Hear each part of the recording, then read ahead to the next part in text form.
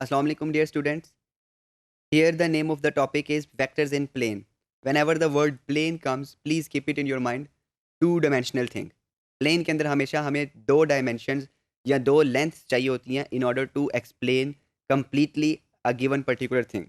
तो वो यही कह रहा है कि अगर आपके पास हम रियल नंबर्स के ऑर्डर्ड पेयर्स को कंसीडर करें, यानी आपके पास ordered pair you know that उसमें कॉमा से पहले एक्स एब्सिसा होता है और कॉमा के बाद वाई ऑर्डिनेट होता है। तो कंपोनेंट्स हैं कार्टीजियन या रेक्टेंगुलर, कोऑर्डिनेट्स हैं कार्टीजियन प्लेन के।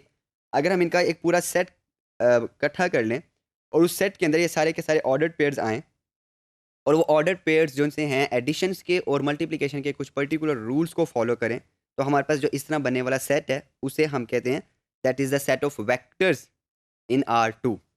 आर स्क्वेयर मतलब यहाँ पे जो आपके पास R2 लगा हुआ है, this one it represents are ordered pairs, यानी यहाँ पे आपके पास जो भी पॉइंट होगा वेक्टर का that is a point containing two components X and Y.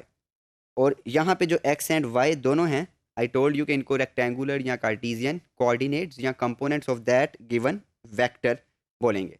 यानी आप कह सकते हैं कि R2 के अंदर जो हमारे पास हर एलिमेंट होगा ordered pair, it will uniquely represent a given vector. Let us see how. यहाँ पे आप देखें, let R be the set of real numbers the Cartesian plane is defined to be. देखें उसने कार्टीजियन प्लेन की ये definition की है, the set of all ordered pairs. And अभी मैंने आपको बताया कि हर ऑर्डर्ड पेयर जो सा है वो एक यूनिक वेक्टर यू को रिप्रेजेंट करेगा, क्योंकि आप अगर कह रहे हैं कि आपके पास ओरिजिन के ऊपर ओ है यहाँ पे ये पॉइंट और पॉइंट पी को यहाँ पे प्लेन के अंदर है, देन ओ पी जो सा पोजिशन वैक्टर है और पोजिशन वैक्टर जो सा वो ओ पी का है, दैट इज बेसिकली यू, वो यू के इक्वल है। So we can use rectangular coordinates for the point P to associate a unique ordered pair to the vector u।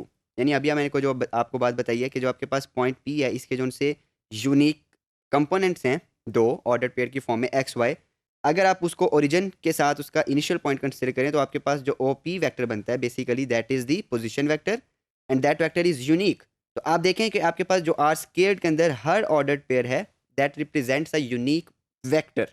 तो इस तरह से आपके पास जो आर स्क्वायर है कार्टीजियन प्लेन, तो this is basically the set of vectors. आए अब आपको मैं बताता हूँ कि एडिशन और मल्टीप्लिकेशन के जो उनसे रूल्स हैं which I defined in the start of the lecture, कि वो किस तरह से इनको फॉलो करेंगे। यहाँ आपके पास स्क्रीन पे देखें एक वेक्टर u है जिसके कंपोनेंट्स x कॉमा वाई हैं और एक वेक्टर आपके पास ये v है जिसके कंपोनेंट्स को u से डिफरेंशिएट करने के लिए x dash comma Y dash कहा गया। और यहाँ पे please keep it in your mind कि जो सी आपके पास ये स्क्वायर ब्रैकेट्स के अंदर x कॉमा वाई और x dash comma Y dash लिखे हुए हैं, they must be written in parenthesis. They can be written in this way, it makes no difference, but parenthesis के अंदर वो ऑर्डर्ड पेयर को जो है वो स्पेशली डिस्टिंक्टिवली एक्सप्लेन करते हैं। अगर इन दोनों वेक्टर्स को मैंने ऐड करना है तो see how he has added. He has simply, this is x comma y and this is x dash comma y dash.